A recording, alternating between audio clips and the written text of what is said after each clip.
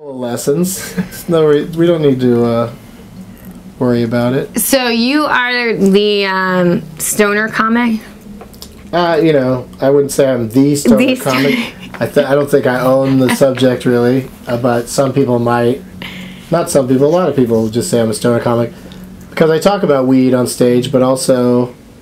You made the movie. I made Super a movie High about Me. it that sort of explored the idea of whether or not it's addictive or causes problems, and we pretty much proved through science that it's not as bad for you as fast food.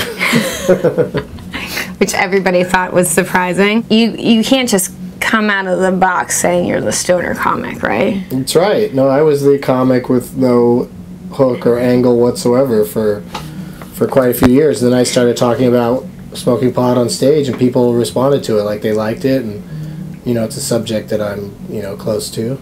So I just started joking about it, and then before I knew it, I wrote an off-Broadway play called The Marijuana Logs with a couple other comics. Then I won Stoner of the Year from High Times. It sort of cemented me as a stoner guy. Like if I did a show where I didn't talk about pot at all, somebody would yell out, you know.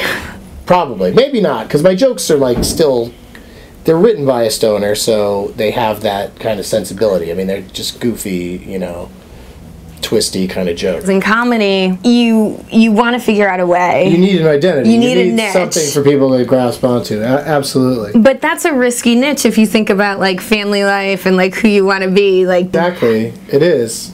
It is a weird thing. So when you first did it, was it hard to tell your family? No, that's what happened, is that my family found out I was smoking pot when I told them that I have to move to New York to star in an off-Broadway play I co-wrote about pot. Wait, so they didn't know what the play was about even? No, I'm saying we wrote the play and we performed it in comedy clubs, but my parents just thought I was out just touring with regular comedy. Right, they didn't know I was a pot comic. And then that's how I sprung it on them, was like, with this good news... Oh, but it is because I'm a pot smoker that I wrote this play, yeah. Which is fine. Like Eve Ensler got away with it for the vagina monologues. Exactly, but she didn't have to call up her parents and say, "Oh, guess what? I have a vagina." A vagina. Right. Well, they saw that I was, you know, profiting from it, and we've never discussed how much I smoke. And my parents haven't seen Super High Me.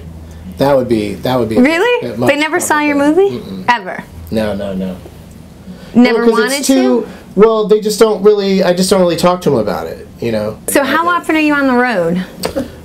Quite often. Really? Yeah. Most weekends I go to some city to perform. Like there's an occasional college that like no one's paying attention. And books you. Who the students are bringing in, you know. And I get there and I'm like, "Are you guys sure I can like swear and talk about weed?" And they're like, "Yeah, you can, you know." And I do it, and the check usually clears, so everybody's happy. So what was the coolest thing that when you decided, oh my gosh, this stuff's taken off? Do you remember? I did 2 Comedy Central half hours, and the second one was on the heels of Super High Me being out for a while. Yeah. I went on MySpace and gave out the audience address to get my fans in the audience for the taping. Then when I walked out on stage at the beginning, like everybody stood up. That's amazing. And it was just like, it just really hit me. Like I got emotional, you know, like That's I just won an award or some shit. And I was just like, you know. That's huge. Freaking out while I did the first few minutes of my set. So now whenever I watch that special, I'm just like, I wasn't even thinking about what I was saying at that point. I was so lost in the moment, you know. But they were like a great audience through the whole thing. Well, they're your fans. Yeah. It was just like filling a room with your fans. Yeah. And not necessarily friends, because your friends...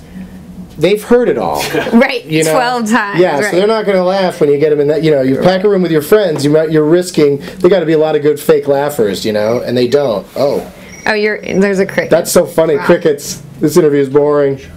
Okay. What? The show. Oh, it's Pete Holmes. Hi, Pete. He's probably calling me to say I'm on next. Yeah. Hey, buddy? Yeah.